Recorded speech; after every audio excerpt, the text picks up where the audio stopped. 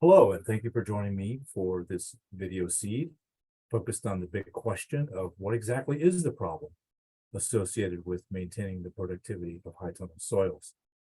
My name is Matt Kleinhens, and I hope you find the next few minutes to be useful as we explore that big question. And when I say video seed, I mean a bit of an idea, a bit of direction, a bit of a suggestion on what you could do next in following up on that big question to help address it for your farm and operation. Of course, this is a short video, so we will not have an opportunity to cover all of the information in depth that you might need to assess and maintain the productivity of your high tunnel soils, but rather this is an opportunity for us to step back and ask what that big problem is and get a bit of direction on what you might address with it next. And as always with these video seeds, we like to focus on the big picture as it may apply to your farm and business. And again, give you a bit of an idea to follow up on, whether it be with me, with another person that you consult with or work with, or what you read and what other videos you may also watch. So, we look to high tunnels to help us diversify and intensify our operations, maybe scale them up or scale them down to be much more efficient with what we do in a year-round production basis, whether that's in winter or summer. And we've definitely looked to high tunnels as risk mitigation tools. They help us a bit avoid or mitigate or lessen a lot of risk that we have associated with our farming businesses. And it's kind of with that idea that we start the whole process by putting poles in the ground. And then, of course, the ribs over those poles. Eventually, we have a structure, and eventually that structure is covered with plastic.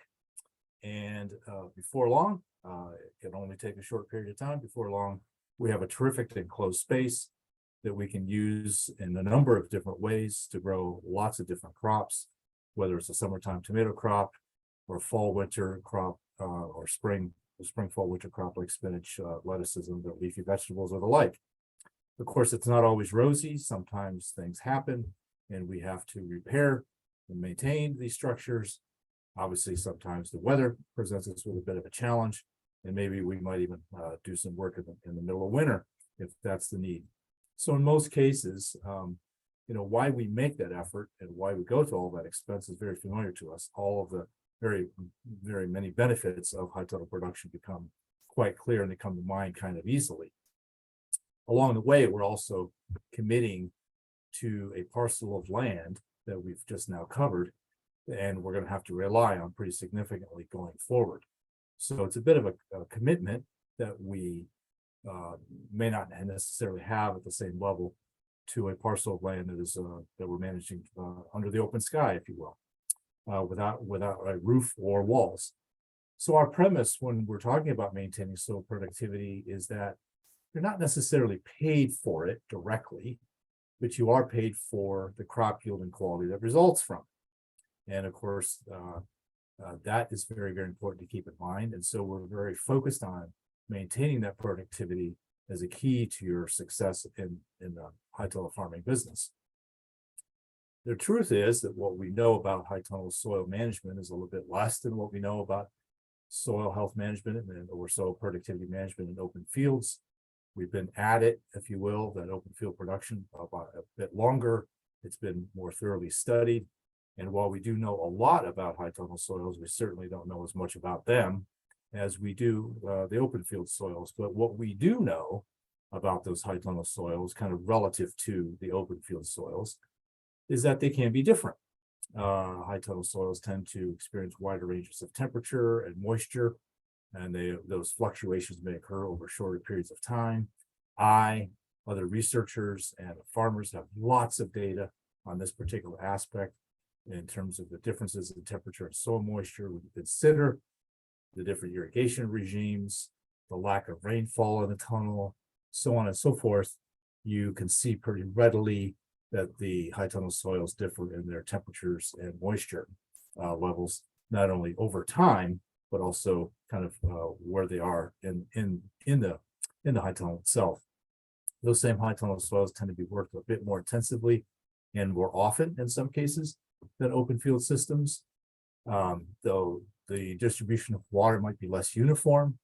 Again, because it's not raining inside the tunnel, and they're typically drip irrigated, so we have very pronounced areas of wetter than drier than the drier areas.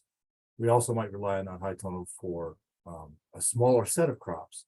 Our rotations might be a bit shorter in our cropping systems within the high tunnel because of, again, the need and the desire and the opportunity to get as much productivity and value out of that tunnel as possible, or those tunnels. And those same high tunnel soils tend to receive higher rates and different types of fertilizers and other amendments. Again, it's a bit of a high price real estate, as you can appreciate if you are a high tunnel grower, or you will appreciate if you become a high tunnel grower. It tends to get thought of as a bit of a higher price real estate, and therefore worth perhaps putting a bit more money into, if you will, in terms of fertilizer and other types of amendments. We also can't forget that soil health and soil productivity is kind of the combination of physical, chemical, and biological characteristics of that soil. You probably have read up on this or have heard about it, or done some deep thinking about it yourself, and you realize that the overlay, where all of those three different types of parameters or characteristics come together, that nexus, that overlay of those three is what we would define, if you will, or think of as a soil health or soil productivity. And that's where really the productivity of soil of a soil, including yours, that's where the productivity is determined. What are the specific combinations of those particular attributes of the soils that you are working with? Now, of course, when we step back, and again, we're looking at the big picture on your farm, and we ask, what would be a recipe to maintain, achieve and maintain an optimal combination of those characteristics or those attributes, we'd have to agree that they're probably farm specific. But if we look at all farms, if we look at many high tunnel farms in Ohio, the Midwest, Great Lakes region, and maybe even a larger region, we would probably agree that even though the individual recipes for among the farms differ, but there are some commonalities to all of them. And that's what we're probably interested in discovering most about at this point in time. I tend to think of the soil health, soil productivity maintenance process, if you will, as a bit of a risk cup, if you will. We look at the amount of fertilizer and chemical usage, amount of fertigation that happens in high tunnels, the fact that we're often growing crops with small and shallow root systems, so they're not returning much to the soil in that way. Our rotations, again, might be short, and as we've mentioned, we're using a lot of drip irrigation, so water distribution is not uniform. Again, we're not returning a lot of residue to the soil. We might even be removing it from the tunnel on purpose. We're often placing pressure on or aggressively working that soil or disturbing it, maybe even when it's wet or damp, so that contributes to compaction and other issues. And as we've mentioned, these soils have unique temperature and moisture profiles. So if you add all of those up, we might be asking or putting a load on those soils that's perhaps a bit too much for them to carry and maintain their productivity over the long term. So if I extrapolate this out, if you will, we could ask, what are the costs of any combination of those particular practices, which are normal. We're not saying they're bad. We're not saying they should be avoided. We're saying that in combination, they may work against maintaining soil productivity over the long run.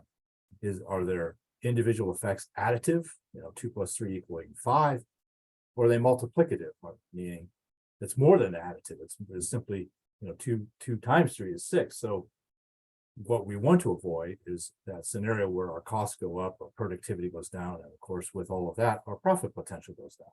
So what is that? The big question again, what is the problem with maintaining high tunnel soil productivity? That risk cup, and that the characteristics that we were just mentioning tend to result in a reduced structure, a decline in structure, and perhaps organic matter, unless that organic matter is replaced in a very concerted effort. So our high tunnel soils might lose their structure, they might reduce in organic matter. The compaction levels may go up especially in certain areas, whether it be foot traffic or machine traffic. Same way with salinity. we put a lot of fertilizer into the tunnels, the water leaves the tunnel, and so do some of the fertilizers, but salts may remain. And it is not raining in the tunnel, it's not snowing in the tunnel. So there's very little flush through unless that's done purposefully. The tunnels may, as a result, start to compact, and that's always compact and flood, and so that's always undesirable. We may also end up with nutrient imbalances. Again, if we're growing many of the same crops, we're often growing the same crop or in short rotations, and we're using a very specific fertilizer program.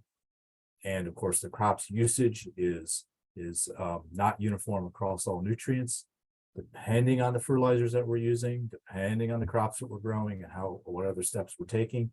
Over time, we could find ourselves in serious nutrient imbalances. And of course, there's always the possibility that disease inoculum will build up in that soil that, as I said earlier, we want to rely on significantly for the long term. And as you very well may know, there are certain diseases that once they are present in soil can be difficult, if not impossible, to eradicate or control completely. So we certainly want to avoid the buildup of disease inoculum.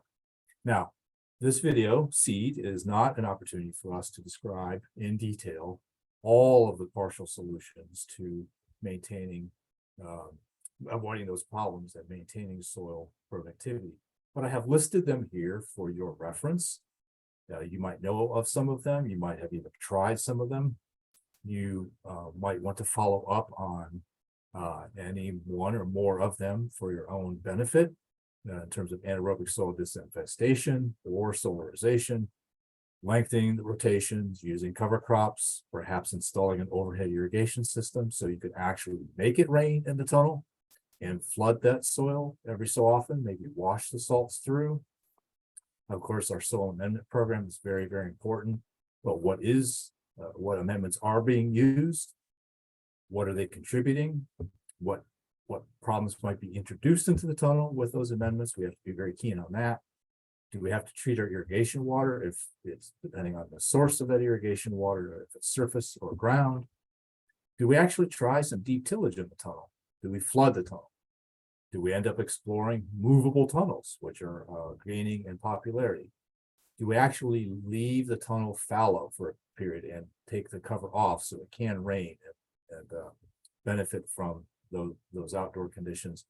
Or do we actually take the drastic and perhaps costly step, but perhaps for some a necessary step of actually going to container production in the tunnel? These are partial solutions. We've just listed them here. More time will be needed at future videos or articles to cover them. And of course, you may know something about each of them and know where to follow up for information. So in summary, I'd like to just emphasize that however you choose to approach your high tunnel soil management program, that you remind yourself or be mindful that you pay for the opportunity to include high tunnels in your business. The soil health in those tunnels is key to maintain them as an asset. There are different strategies available to help maintain the productivity of the high tunnel soils, and that even small investments can matter. So with that, I hope this again was useful. I appreciate your attention and interest to this topic. This is the information that you can use to contact me. I would be very happy to discuss this topic and other ones with you further. And I wish you good luck and hope to see you down the road at some point. Thank you.